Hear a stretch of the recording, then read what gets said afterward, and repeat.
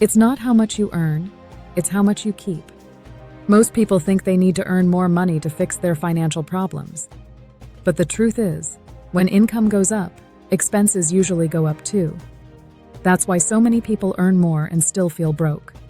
Let me show you a simple example. Person A earns more money but has no system. They spend without tracking and save only if something is left. Result: no savings. Person B earns less money but follows a simple system. They save first, control expenses, and know exactly where their money goes. Result: peace and progress. The difference is not income. The difference is the system. Ask yourself, do you know where your money goes every month? Do you save first or only if there is something left? Do you earn more but still feel stuck? If you answered no to several of these questions, you don't need to earn more.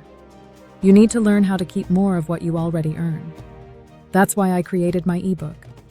Inside, I explain a simple step-by-step system to organize your money, save consistently, and feel in control without extreme budgeting.